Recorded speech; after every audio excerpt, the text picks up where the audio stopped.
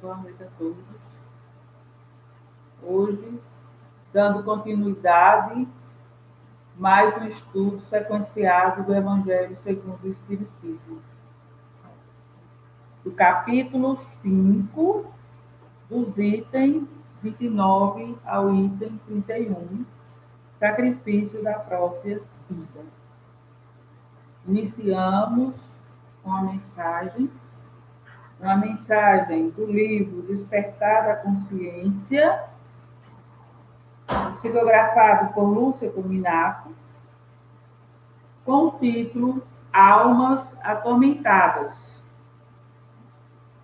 Orar para desfalecer. Jesus, Lucas, capítulo 18, versículo 1. Almas atormentadas surgem aqui, ali e acolá, no clamor constante diante da falta de perspectiva no caminho terreno. Turbações de toda monta reportam por qualquer parte, levando muitas crianças a agirem de forma violenta e inconsequente. É a falta de fé que leva ao desespero e à prática de atos escusos, como válvula de escape diante dos problemas a enfrentar. Se o emprego lhe falta e o pão escasseia, se a própria vida lhe traz um sabor amargo, revoltam-se e se entrega ao desatino sem que perceba as consequências desastrosas que acarretam para si mesmo. Tudo seria diferente se soubessem aceitar as dificuldades da vida como lição a serem assimiladas e que lhes angariam méritos para o próprio viver. Porém, se te encontra entre essas almas atormentadas, não cruza os braços para chorar suas amarguras, nem te revoltes quando não puderes encontrar as soluções que desejas. Ora, apoia-te em Jesus e prossegue lutando e esforçando-te sempre, na certeza de que, com Ele, encontrará a força de que necessitas para não mais entregar-te ao desespero, nem se encobrir diante da dor. Contudo, se apesar de todos os teus esforços, nada de bom conseguires para amenizar os teus dias, aceita com resignação cristã o cálice de amargura que te seja dado a sorver. Um dia, quando as lições foram aprendidas e nada mais tiver a resgatar, encontrará a alegria infinda de uma vida mais amena, conquistada à custa de esforços constantes na busca de uma reforma interior. E a paz do Cristo, que tanto desejas, para a morada em teu coração. É uma mensagem linda, né? Falando das almas atormentadas. Mas nesse instante, elevamos o nosso pensamento ao alto e pedimos a proteção ao nosso Pai, que ilumina nossas mentes e os nossos corações, que nos dê a força necessária para seguir a nossa caminhada evolutiva, que proteja os nossos irmãos que estão aflitos, as suas famílias desesperadas com seus parentes, amigos, filhos em hospitais. Proteja, ó Pai, todos aqueles familiares e os nossos irmãos de luz, os nossos filhos superiores, que nos ilumina as nossas mentes, nos ajuda neste momento a darmos a força necessária para que possamos ajudar aqueles que se encontram em aflição. Pedimos, Pai amado, pela nossa casa de oração e trabalho, pelas nossas crianças da evangelização infantil, por todos os trabalhadores daquela casa e por todos os habitantes da nossa cidade, do nosso país e do mundo. Que a paz possa reinar e que voltamos, Senhor, novamente às nossas vidas normais. E nesse momento, pedimos a paz celestial que ajude-nos, ó Pai, aqueles nossos anciãos que se encontram nas casas geriátricas, as crianças que foram abandonadas pelos seus pais, que se encontram nos orfanatos. Que a tua luz e que a tua paz possa chegar a cada um deles através das nossas vibrações positivas. Que assim seja, hoje e agora, para todos sempre. Iniciando a nossa palestra de hoje com o tema Sacrifício da própria vida. Do item 29 ao item 31. É uma instrução dos Espíritos que nos mostra algumas formas de iluminar as nossas mentes, para que possamos, nos nossos momentos de aflições, refletir, para que não possamos sacrificar nossos vidas. Essa é uma mensagem de São Luís, foi escrita em Paris, em 1860. Mas, para iniciar a nossa conversa de hoje, eu vou começar por uma questão do Livro dos Espíritos. Na questão 945 do Livro dos Espíritos, que pergunta assim: de onde vem o desgosto da vida que se apodera de certos indivíduos sem motivos plausíveis? Porque a maioria de muitas pessoas, sem motivo nenhum, aparentemente, tiram a sua própria vida? Nós não temos respostas definitivas. Nós temos algumas curiosidades em querer saber. Primeiro, nesse item, os Espíritos respondem: efeitos da ociosidade. Será que aquelas pessoas que ficam o tempo todo sem procurar o que fazer, sem ter trabalho, levam essas criaturas ao desespero? E também a falta de fé. Se nós acreditamos que existe alguém acima de nós, que existe um Deus que fez tudo isso, fez o ar que respiramos, o dia, a noite, as árvores, e que nos deu vida. E acreditamos a cada momento e a cada instante que olhamos a natureza tão bela, tão maravilhosa, cada instante aumentaremos a nossa fé em nosso Pai Celestial.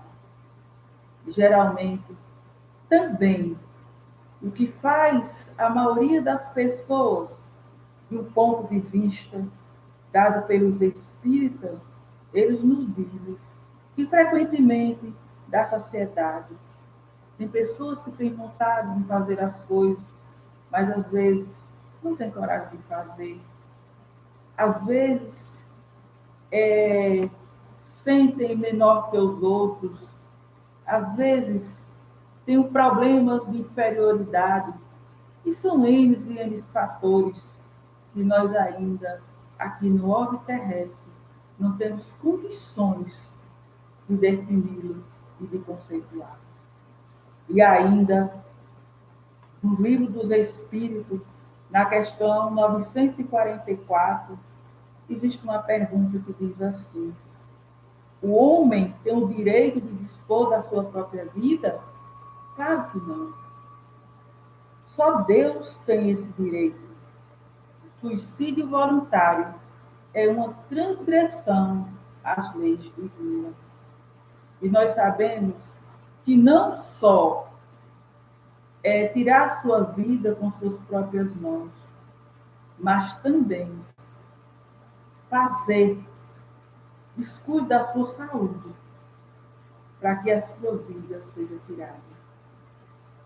Mas, dentro dessa mensagem de São Luís, quando ele diz que é o sacrifício da própria vida, ele inicia com a questão: aqueles que se acham desgostosos da vida, mas que não quer extingui-la por suas próprias mãos, será culpado se procurar a morte no campo de batalha, com o propósito de torná-lo-se útil à sua morte?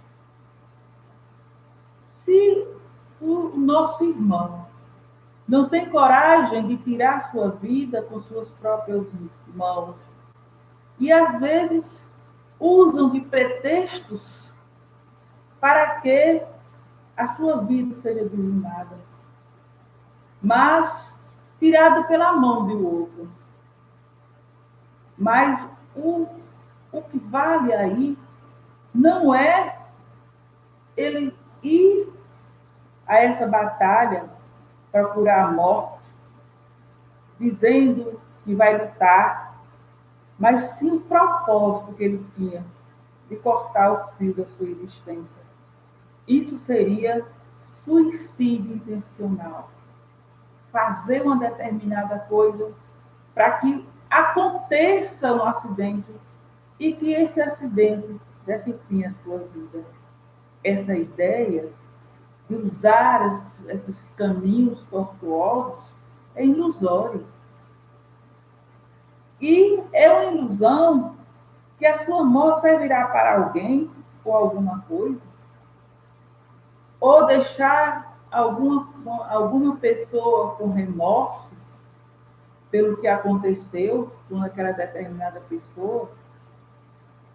Se essa criatura que foi para a guerra, se estava desejando servir ao seu país, cuidaria de viver para defendê-lo. Há tantas formas de fazê-lo sem ter que expor a sua vida. Que o verdadeiro e maior devotamento consiste em não temer a morte. Veja só, quando se trata de ser útil, quando você faz alguma coisa para defender alguém, ao seu próximo, com uma utilidade, sem nenhum propósito. Mas, diante desse caso, dessa criatura que foi para a batalha com o propósito de tornar-se útil à sua morte, não, de jeito nenhum. Perante Deus, não existe diferença entre o homem matar-se ele próprio e fazer com que outro o mate. Não há diferença alguma perante Deus. O que vale é a intenção.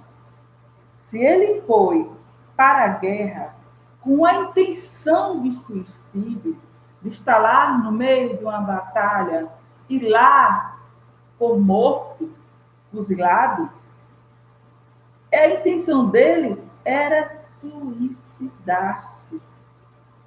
Então, ambos têm a mesma reprovação de Deus. E haverá casos em que o homem tenha mérito, mesmo expondo o perigo de morte.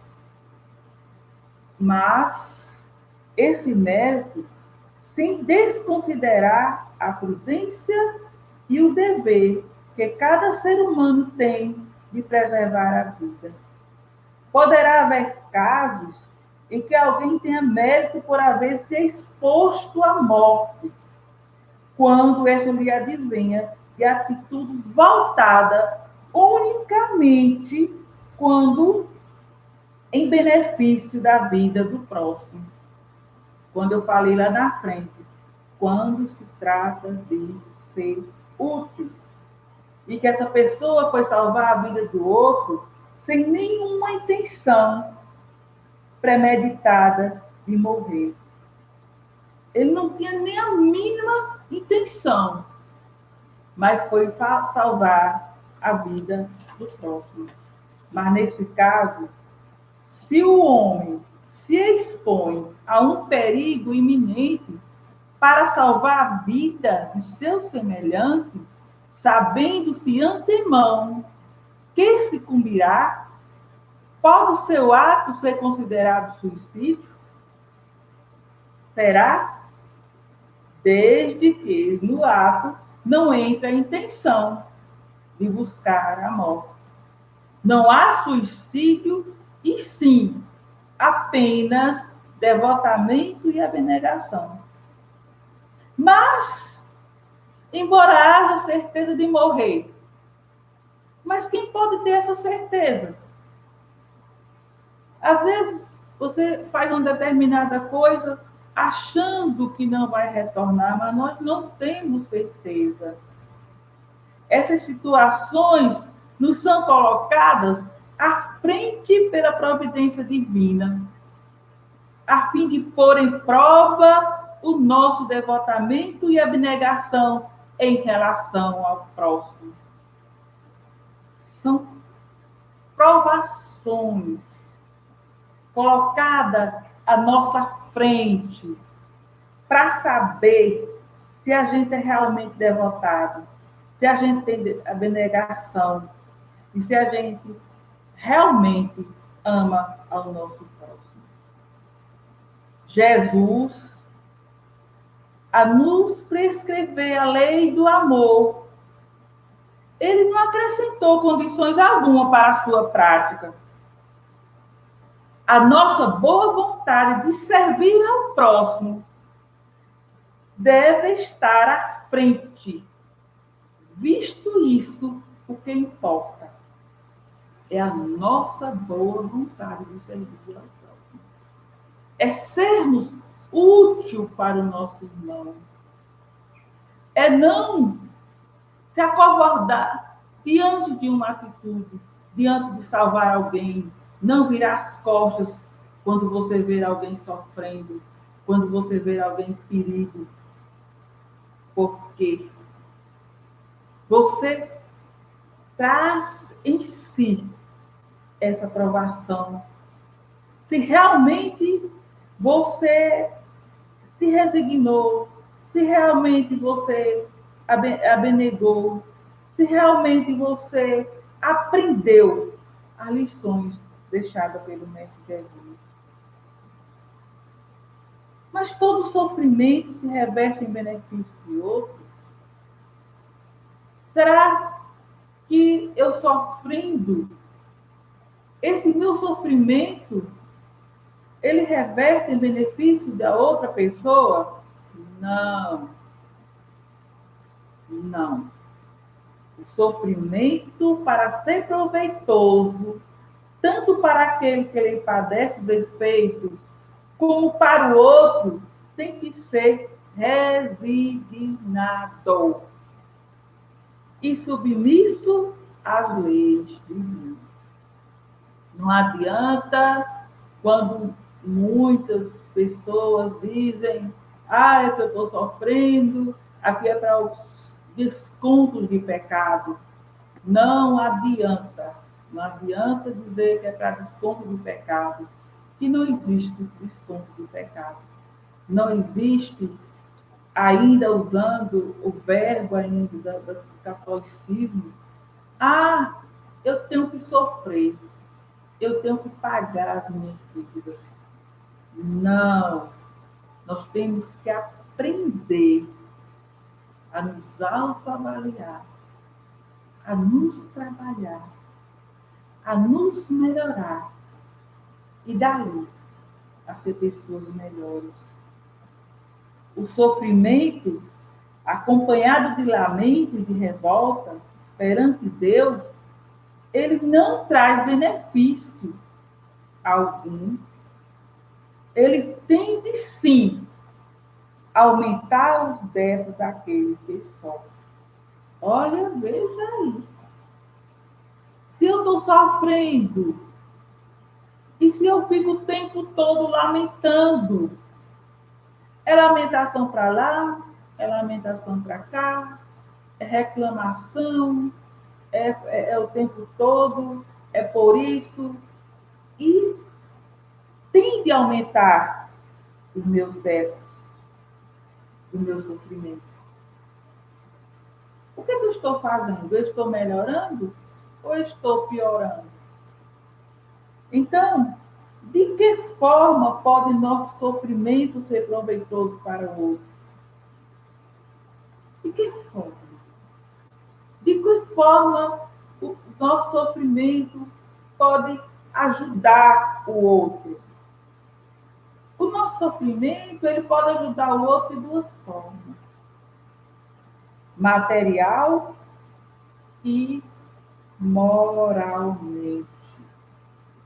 São duas formas que podemos aproveitar para melhorar o sofrimento do nosso irmão. E podemos também melhorar a nós mesmos. Materialmente, nós podemos melhorar pelo trabalho. O trabalho é da lei natural, é a lei divina. É através dele que poderemos sentir-nos úteis.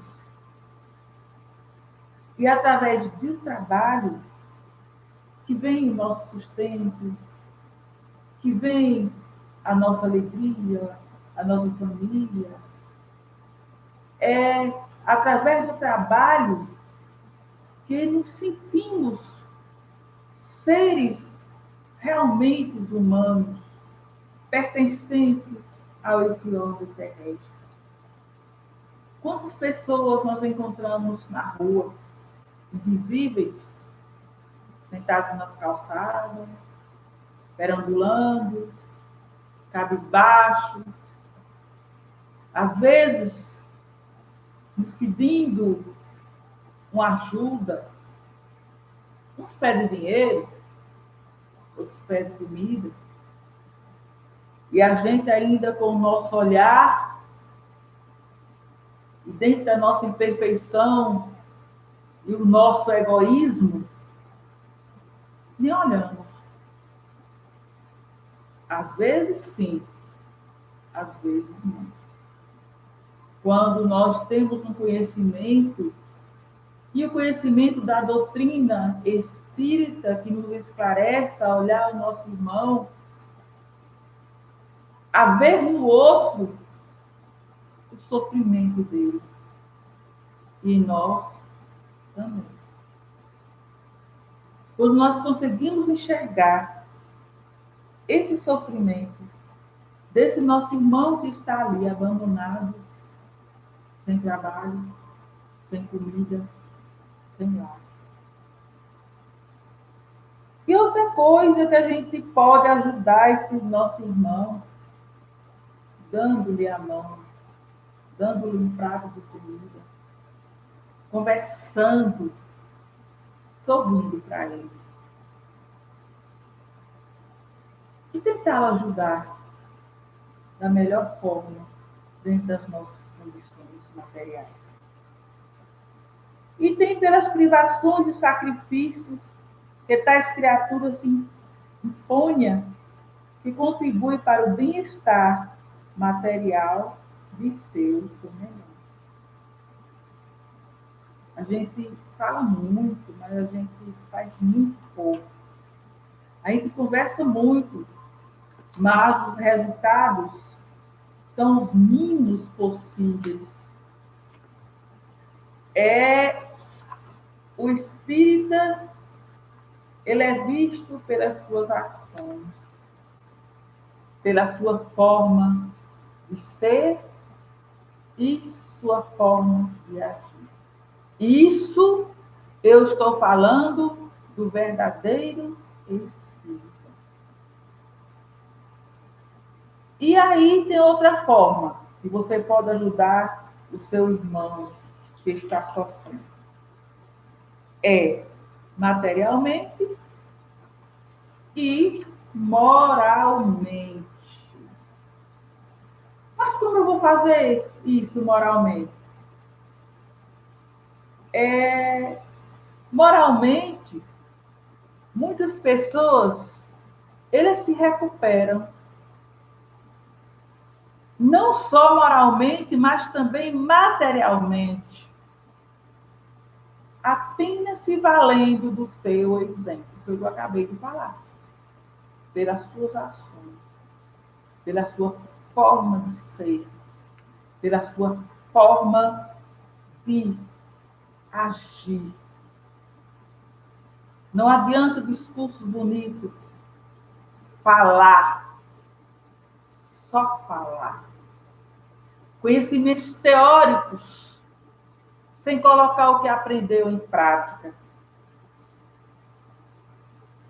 Ajudar pessoas a se recuperarem moral e materialmente, apenas se valendo do exemplo de outros, que em circunstâncias parecidas se ergueram e venceram o obstáculo.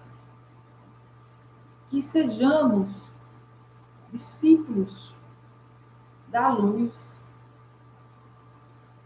que podemos reerguer o nosso irmão em sofrimento desesperado, através da nossa forma de agir, das nossas ações, e que esse nosso irmão veja em você tudo aquilo que ele pretende ser e siga o exemplo de se reerguer e vencer os obstáculos. Os obstáculos, eles existem, mas acreditamos que acima de nós existe um ser bem maior. E para isso,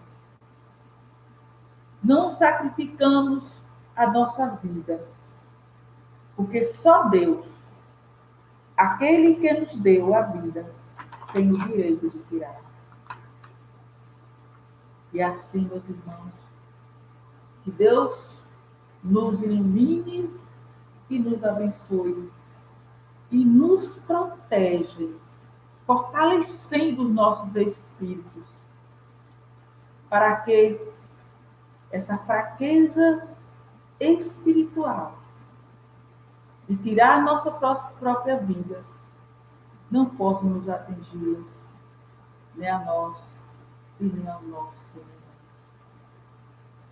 E nesse momento, elevamos o nosso pensamento ao alto e pedimos, Senhor, que nos ilumine, que nos dê força, que nos dê coragem, para que possamos percorrer essa estrada em busca da nossa evolução.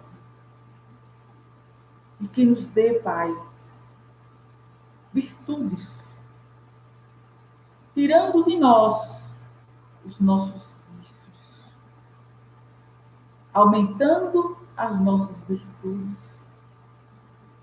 Se não conseguir, diminui, Pai, os nossos vícios, aumente as nossas virtudes, para que possamos ajudar o nosso irmão que sofre, aos nossos irmãos desesperados.